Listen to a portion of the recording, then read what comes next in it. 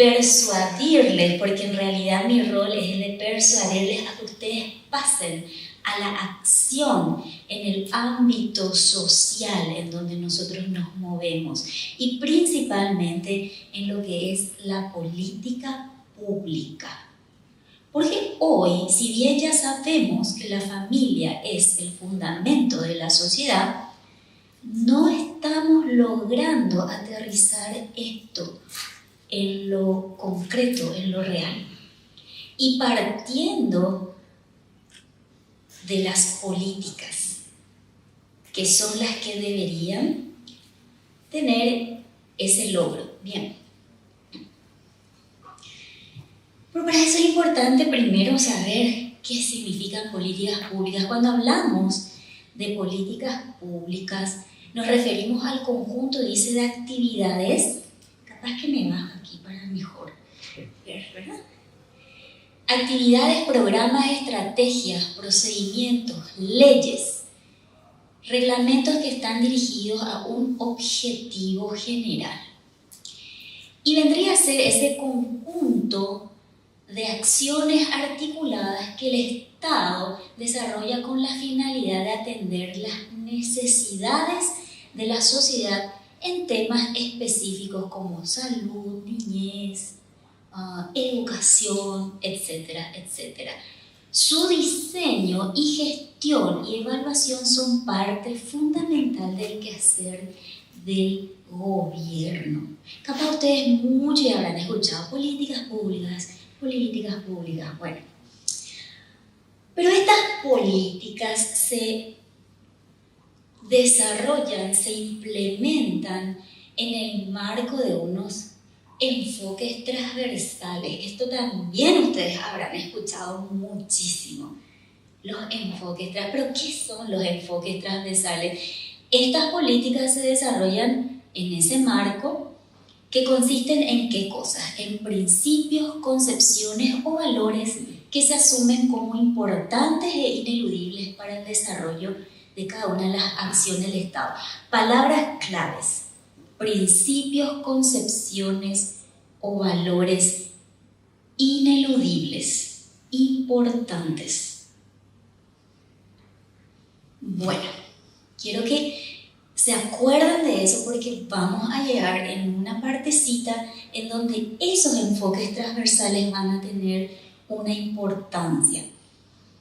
Pero vamos a ver, antes de pasar a esto, qué dice nuestra máxima normativa acerca de la familia.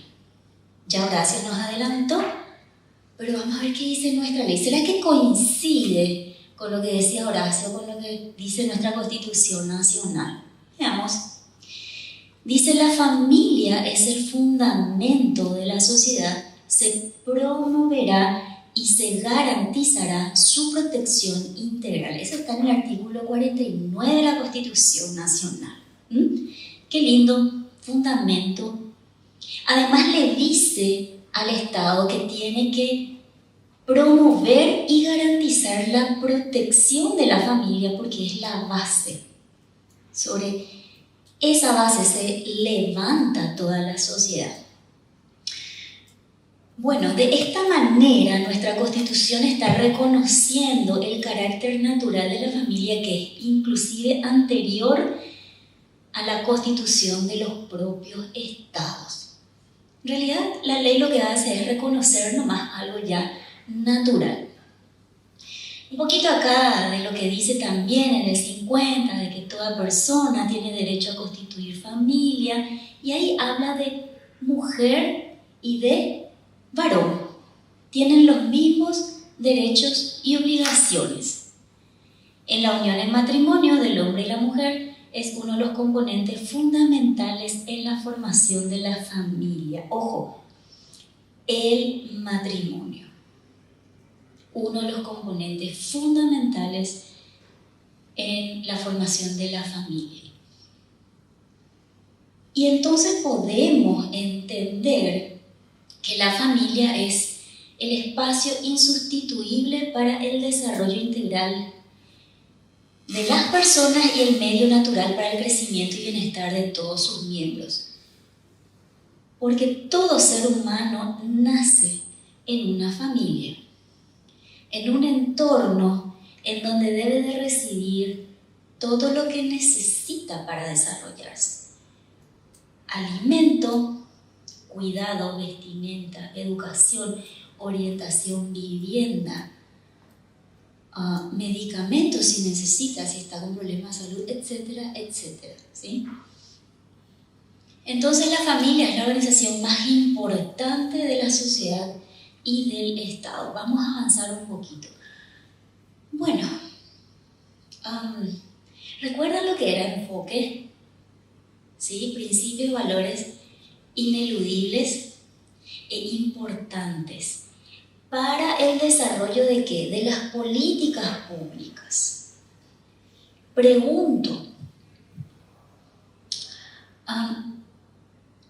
si la familia es lo más importante, la base de la sociedad, ¿les parece que las políticas públicas deberían tener un enfoque, ya que el enfoque o los enfoques transversales dicen que son tan importantes en el desarrollo de las políticas públicas? ¿Ustedes creen que eso debería ser así? No es que solamente deberíamos creer, es que tiene que ser así. Y les voy a demostrar por qué.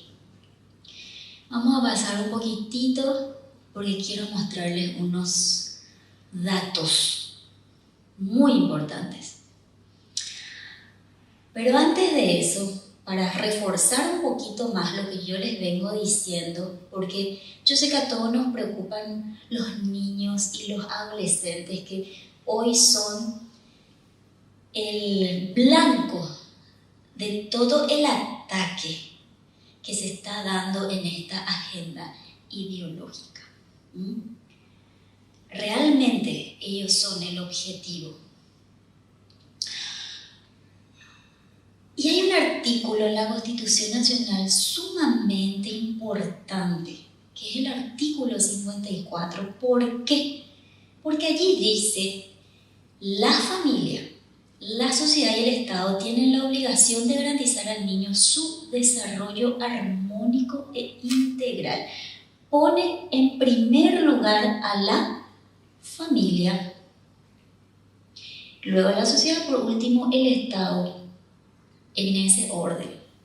Hoy esta ideología, que yo sé que ustedes ya conocen, lo que busca hacer es que el Estado pase a estar en primer lugar antes que la familia. Pero este es el orden natural.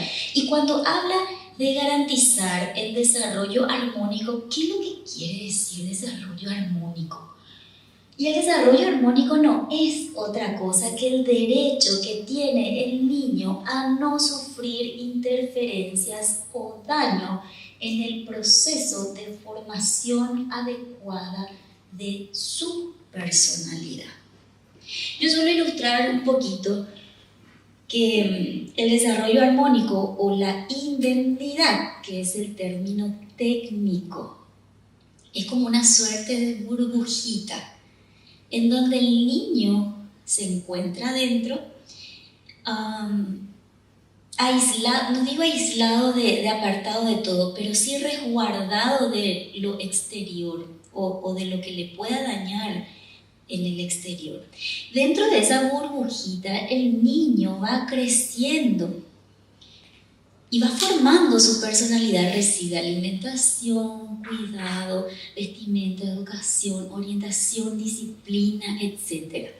Es como una plantita verde que está creciendo. ¿Qué pasaría si a esa plantita le rompemos uno de sus tallecitos? En ese proceso en el que él va creciendo, ¿va a quedar lastimado?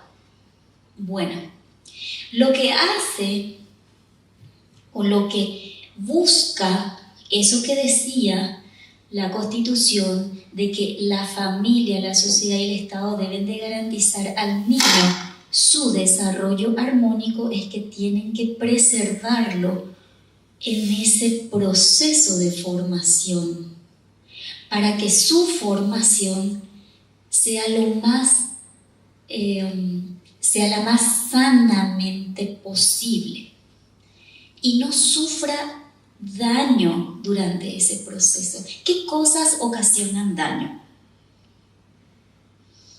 El maltrato, el abuso, la falta de cuidado, de alimentación, de vestimenta, vivienda. O sea, es que realmente la lista es larga, porque todo eso necesita el niño para crecer, tener un desarrollo armónico, ¿sí?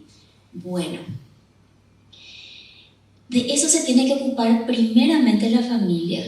Si la familia no puede por A, B, C, Z motivo, está la sociedad, por último el Estado, pero el niño nunca tiene que quedar desamparado. Alguien tiene que asumir eso. Bueno, también habla nuestra normativa de que el niño o adolescente tiene derecho a vivir y desarrollarse en familia. Ese es uno de sus principales derechos. Principales. Yo me pregunto, ¿realmente los adultos estamos cumpliendo con este derecho fundamental de los chicos? ¿Estamos como papá y mamá viviendo con él, o ellos están viviendo? ¿Cómo va eso? Ustedes sabían que la personalidad de los chicos, ese desarrollo armónico, se da con la presencia de papá y mamá. De hecho, papá es el encargado, o la figura paterna es la que define inclusive la sexualidad de los chicos. La figura paterna. Bueno, esto vamos a ir pasando. Derechos y obligaciones de los padres. Fíjense lo que dice allí la patria en el segundo párrafo. La patria potestad implica además, vamos a leer primero, el padre y la madre ejercen la patria potestad sobre los hijos en igualdad de condiciones, la cual conlleva el derecho y la obligación principal de criar, alimentar, educar y orientar a sus hijos. Además, implica, ¿qué cosa? Velar por su desarrollo integral, proveer su sostenimiento y educación, dirigir su proceso educativo. Ustedes sabían, padres, que ustedes son los directores de la educación de sus hijos, no los docentes, ni siquiera los directores del colegio. Ustedes son, o nosotros somos los directores de ese proceso. Vivir con ellos, representarlos en los actos, etc. Pero, ¿sabían que todo esto es responsabilidad de los padres? Bueno, también nuestra Constitución habla acerca de la maternidad y paternidad responsables, que tienen que ser protegidas por el Estado, pero les pregunto, ¿el Estado está promoviendo la paternidad y la maternidad responsable? ¿Está procurando de que el niño crezca en una familia constituida por papá y por mamá, y que estos sean quienes provean de todo lo que necesita? ¿No? Bueno,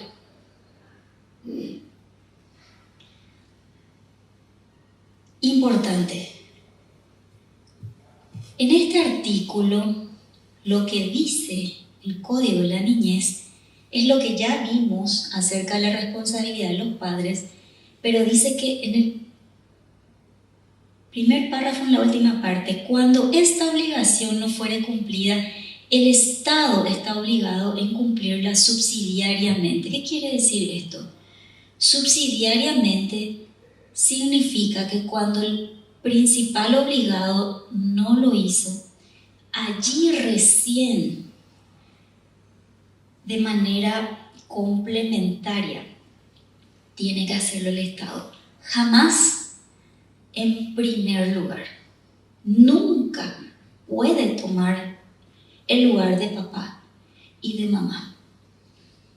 Y acá yo hice un dibujito más o menos para que se entienda que, como dice que la familia es la base de la sociedad, eso que está en celestito es la base.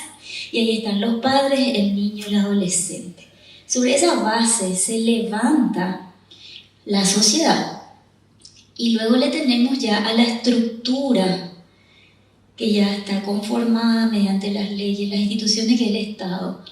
Pero la ley, nuestra Constitución, dice que el Estado tiene que, ¿qué cosa? Proteger y promover a esa base. Porque de lo contrario, ¿qué va a pasar? Todo se va a venir abajo. Y la gran pregunta otra vez, ¿será que el Estado, mediante sus instituciones, sus leyes, sus políticas, está haciendo eso? No. Y acá entramos en la parte interesante. Estos son datos que fueron aportados por un académico de nombre Fernando Pliego, que a mí me encantaron, porque él empezó a tomar datos oficiales de distintos países respecto a situaciones diferentes. Fíjense lo que dice esto. Diferencias proporcionales del abuso sexual contra niños en los distintos tipos de familia. Estos datos, acá dice fuente, cuarto estudio nacional sobre la incidencia del abuso y negligencia contra los niños. La muestra es de 17.875 casos documentados en Estados Unidos. Bien. El niño que vive con papá y mamá biológicos y casados. ¿Cuántas probabilidades de que sufra abuso o maltrato? Bueno, ahí está el numerito. Otro tipo de padres casados, ahí ya va aumentando, 8,5, 8,5. Ambos padres en cohabitación, o sea, concubinato, 4,7. Un padre biológico o legal y otra persona en cohabitación. Miren el número, casi 20. Mamá o papá solos, 4,7. Personas diferentes a sus padres, 8. La diferencia, o mejor dicho, la probabilidad de que un niño sea abusado o maltratado es casi 20 veces mayor en una familia en donde está solamente uno de los padres y un tercero que no es papá o que no es mamá. A diferencia de papá y mamá biológicos y casados. Entonces, acá no hablamos de religión, de dogmas, de ideas. Estamos hablando de datos. Y los datos nos dicen que el mejor entorno, el más seguro para un niño, siempre va a ser con papá y con mamá biológicos, pero además casados. Vamos a defender el matrimonio. Aquí tienen una razón para hacerlo. Queremos combatir el abuso de niños. Aquí tenemos un dato para hacerlo. Seguimos. En México, el anterior era en Estados Unidos, les dije que eran varios países. Mujeres de 15 años o más que han sufrido violencia física causada por su pareja en los últimos 12 meses. Ahora estamos con mucho este tema de la violencia contra la mujer, el feminicidio, que dicho sea de paso, es un tipo penal inconstitucional. El homicidio sí, el feminicidio ya es ideológico. Bueno, muestra 83.159 mujeres. Casadas civil y religiosamente, 7.9, casadas solo por lo religioso, 9.8, casadas solo por lo civil, 11, en cohabitación libre, 14. ¿Se dan cuenta la diferencia entre quienes viven en concubinato y quienes están casados? Es el doble de probabilidades de sufrir violencia. Otro. También en México, deserción escolar en menores de 6 a 17 años en 2 tipos de hogares. En hogares con papá y mamá casados, 1. En hogares de parejas del mismo sexo de hombre y hombre, 3.7. En hogares de parejas del mismo sexo, mujer y mujer, 2.9. Siempre va a ser mejor para el niño estar con mamá y papá, inclusive en el ámbito educativo. Deserción escolar en adolescentes que cursan secundaria. ¿Viven con ambos padres? 9. ¿Viven con mamá divorciada o separada? 17. El doble. Estos son datos. En Noruega, niños y jóvenes que han cometido delitos documentados oficialmente según tipo de familia. Estos son los que son transgresores sociales. Acá nosotros tenemos en el kilómetro 9 la correccional de los adolescentes que cometieron hechos punibles. ¿Ustedes sabían que el 85% de esos chicos no tienen papá o que no le conocen a su papá? 85%. Familias con papá y mamá biológicos. 8.9. Otro tipo de familias, padres divorciados, separados o solo con segundas nupcias, 21.5. Probabilidades de que un chico que esté con una familia así es más del doble, o sea, el doble de que podría cometer un hecho delictivo, a diferencia de quienes viven con papá y mamá. Pobreza en 3 tipos de hogares. En hogares con parejas, en hogares de jefes solos, en hogares de jefas solas. Imagínense, las mujeres que están asumiendo solas un hogar la tienen mucho más difícil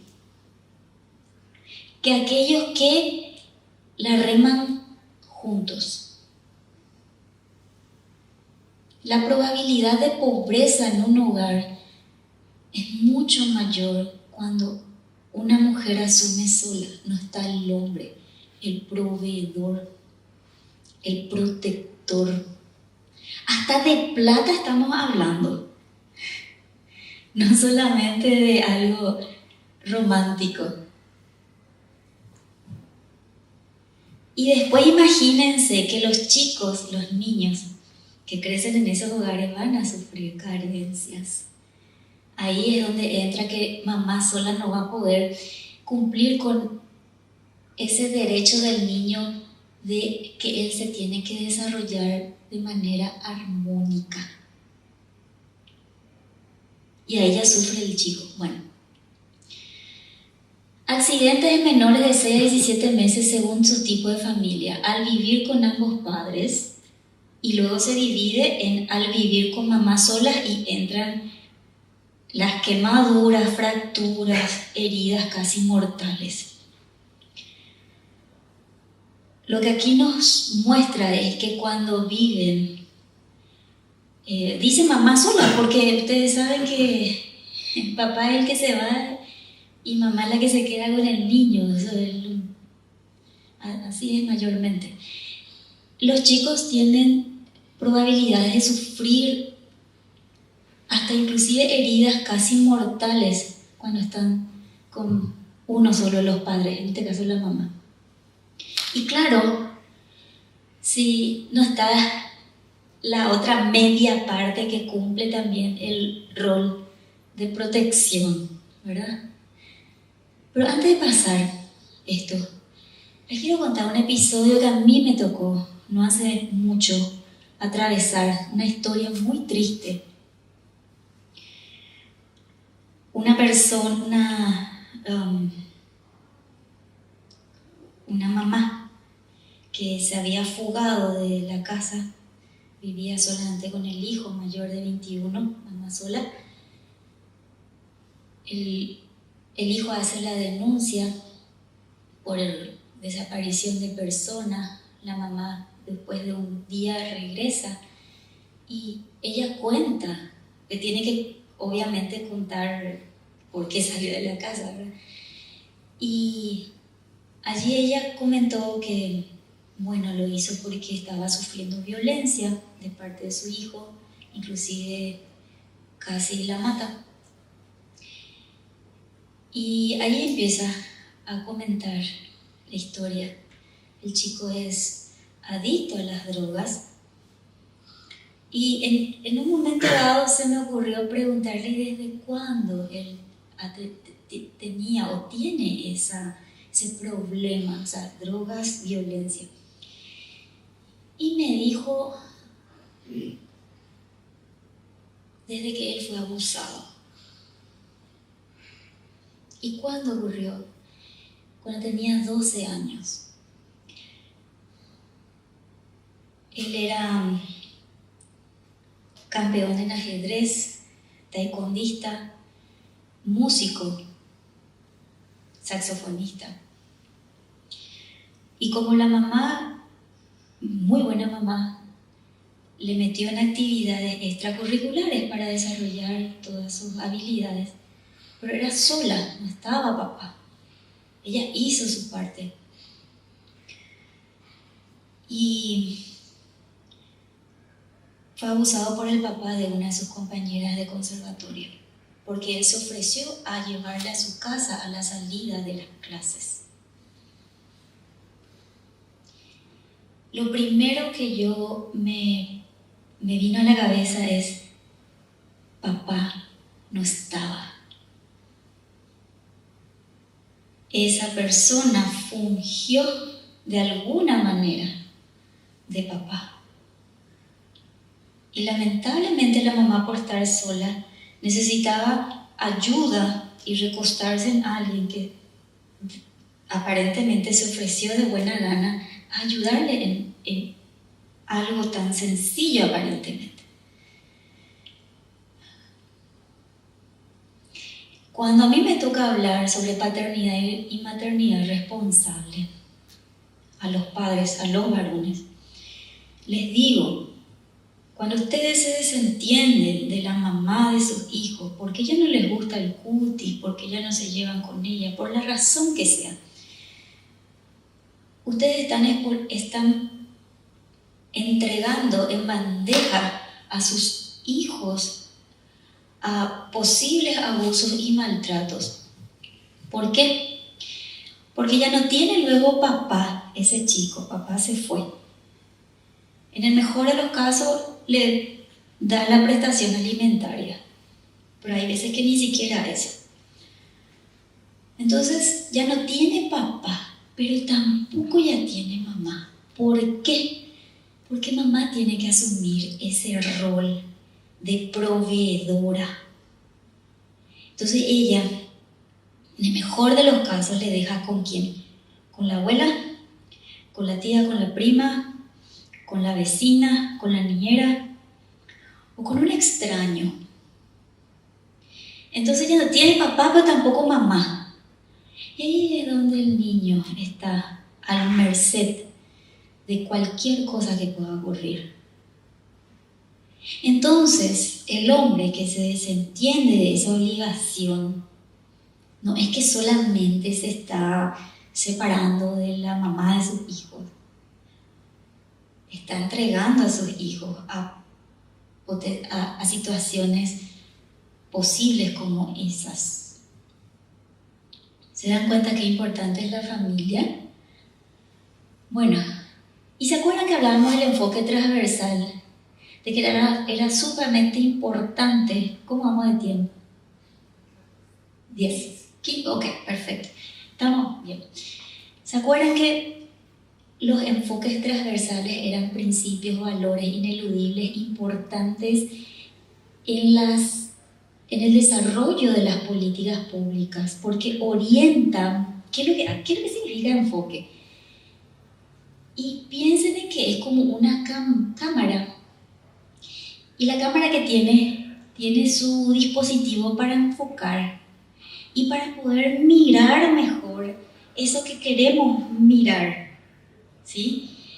El enfoque es la mirada que tiene el Estado o el gobierno acerca de algo, pero digamos que viene a ser su norte, su hoja de ruta, y sobre eso camina y va creando sus políticas con ese enfoque, ¿sí? Bueno, entonces, otra vez, si la familia es tan importante, así como vimos entre que lo que dice la ley más lo que dicen los datos concretos reales, ¿por qué el Estado entonces no está asumiendo un enfoque en donde la familia sea lo más importante y sobre el cual construya sus políticas públicas? Porque inclusive es constitucional, es algo que la ley le dice. ¿Qué decía al inicio en el artículo 49? Que el Estado tiene que promover y proteger a la familia. Pero no está haciendo ninguna de las dos cosas. Bueno, pues acá yo les quiero dar un ejemplo que creo que es una semillita de lo que se podría hacer, porque ya sabemos el problema, pero también tenemos que mostrar las cosas buenas, y acá le tenemos a la ex concejal Sandra que me acompañó en este proceso, que ella puede dar fe. ¿Qué es lo que es esto? Y estos son unos talleres que el Consejo Departamental de la Niñez y Adolescencia del Alto Paraná, que me toca presidir, en donde la ex concejal Sandra estaba como está como vicepresidente todavía, nosotros emprendimos para poder crear nuestro plan departamental en materia de niñez y adolescencia.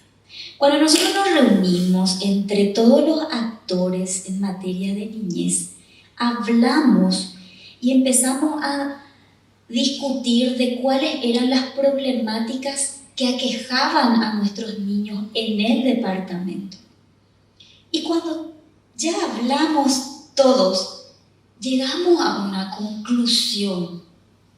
Todos coincidimos, recuerdo bien, de que todas las problemáticas, llámese niñez en situación de calle, abuso, maltrato, embarazo precoz, etc., tenían que ver en el fondo con una paternidad y maternidad irresponsable. Entonces dijimos, bueno, pues si nosotros vamos a combatir las problemáticas de nuestros niños, necesitamos apuntar a la raíz del problema, porque hasta ahora todos los proyectos, programas y planes no lo hacían. Eran parchecitos geniolitos y no tocaban la raíz. Y nosotros asumimos el desafío. Dijimos, si vamos a trabajar apuntando a esa raíz. Y lo vamos a hacer en serio. Quizás no vamos a ver los resultados en 5, 10, quizás 15 años. Pero alguien tiene que empezar y dar el ejemplo. Así es que, les cuento, el plan anterior, el plan departamental de la niñez anterior, ¿saben qué enfoques tenían? Ay, ustedes se van a reír cuando yo les diga. Enfoque de género, de interculturalidad, inclusión y de derechos. estos enfoques o lineamientos internacionales que hasta en la sopa hoy nos sale. Porque estaba en el Plan Nacional de Niñez, en transformación educativa, en todo lo que hoy la política pública está desarrollando están estos enfoques. Bueno, ¿qué hicimos con esos enfoques? Al basurero. Los tiramos al basurero y dijimos, el único enfoque con el que vamos a trabajar va a ser con el enfoque de familia, con énfasis en paternidad y maternidad responsable. Allí vamos a poner la tecla, el dedo en la tecla. Estos fueron nuestros talleres, donde empezamos a trabajar con nuestra FODA, ¿sí, verdad? Les cuento que el consejo no tiene ni fondos, solamente para que sepan que nosotros lo hicimos sin fondos. Todos estos lugares y todo este trabajo se hizo con el voluntariado de gente que donó. Ahí están, las CODENIS participaron. Bueno, miren, ahí está. Temas y objetivos estratégicos de las comisiones de trabajo, eje transversal, enfoque de familia con énfasis en paternidad y maternidad responsable, punto. Porque ahí es donde teníamos que insistir. Y peleamos mucho, nos hicieron la vida imposible. ¿Por qué? Porque sencillamente nosotros éramos la piedra en el zapato de todo el Paraguay. Alto Paraná se constituyó en esa piedra. Y yo les puedo decir acá, como dice Horacio, podemos amanecer y les vamos a contar todo lo que pasamos, atravesamos para que sepan. Pero lo que les quiero decir con esto es que no es imposible. Y nosotros ya empezamos a hacerlo. Acá ustedes, ¿qué es lo primero que ustedes se preguntan cuando ven un niño en la calle? A ver, ¿dónde está papá y mamá, verdad? Esa es la pregunta lógica. ¿Por qué? Porque un niño está bajo la responsabilidad de un padre y una madre. Y eso es lo natural. Bueno, entonces, fíjense que este problema es un problema de paternidad y maternidad irresponsable. El derecho a la identidad. Cuando nace un niño, ¿qué es lo primero que se tiene que hacer? Ir a inscribirle para darle un nombre y un apellido. El derecho que él tiene a una identidad. ¿Qué pasa si papá y mamá no se van y le inscriben? Es un problema de paternidad y maternidad irresponsable. La violencia que sufre un chico en el ámbito familiar. Ustedes saben que este dato ya es un poquito viejo porque es del 2021, pero a mí me llamó la atención cuando vi el Ministerio Público publicó violencia familiar. Fiscalía registró cerca de 26.000 denuncias durante el 2020, unas 70 víctimas por día a nivel nacional. 70 víctimas por día. Violencia intrafamiliar. Y intrafamiliar implica no solamente contra la mujer o contra el hombre, sino que le incluye a los niños. Pues el niño sí o sí se lleva parte. Entonces, para nosotros este es un diagnóstico, el saber que ahora ya aumentó, les cuento, 2022, 2023. Estos datos son reportados, dice, sobre la violencia. Esto dan cuenta que la célula principal de la sociedad está fracturada. O sea, esto nos dice la familia está fracturada. Ante esta realidad, el Estado debe activar todos los mecanismos disponibles para garantizar su protección, preservación y la de todos sus miembros. Se supone que debería. Esto solo será posible mediante la implementación del enfoque de familia para el abordaje integral de esta problemática. O sea, si ya vemos que hay violencia, hay muerte, en el peor de los casos, hay chicos que quedan huérfanos, pero, ¿y entonces por qué lo que el Estado no está activando su enfoque de familia para hacer algo, proteger el núcleo fundamental. Pregunto, cuando un hombre violenta a una mujer, ¿ustedes creen que el juez dispone que él haga una terapia? ¿Y por qué no lo hace, siendo que es lo lógico que debería hacer? ¿Y por qué no le interesa la restauración? Sí, señor. Bueno, salud materno-infantil, las adolescentes que... Ya terminó mi tiempo, sí. Pregunta, una adolescente que queda embarazada, también es un problema en cierta forma, ¿verdad? Claro, los adolescentes pueden hacer ya casi su vida, pero de igual manera. Adicciones. ¿Ustedes sabían que hay chicos de 9 años, 10, 9, que son adictos a la pornografía? ¿Sabían? Hay. Y acá en Alto Paraná. En colegios privados hay. A la pornografía. Embarazo precoz ya les dije. Bueno. ¿Qué es lo que quise transmitirles con esto? Que nuestras leyes, nuestra Constitución y las leyes dicen que la familia es lo más importante. Sin embargo, en la práctica, nuestros gobernantes no están asumiendo políticas que pongan a la familia en ese lugar. Y vimos también datos que nos dicen claramente que el mejor lugar para un niño, el más seguro, no decimos que no hayan papás y mamás excepcionalmente que cometan hechos en contra de sus hijos, pero esas son excepciones.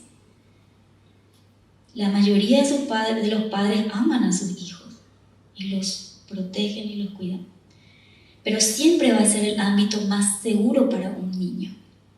A veces nos rajamos la vestidura, ¿por qué tantos abusos, tanta violencia? Pero, ¿qué estamos haciendo para proteger la familia y proteger el matrimonio? El divorcio, desde que entró en Paraguay, ¿qué es lo que hizo? Le dio la libertad al ser humano, en este caso al integrante de una familia, a poder deshacer un elemento fundamental de la sociedad. Le dio la libertad, sin tener en cuenta que el niño necesita de papá y de mamá.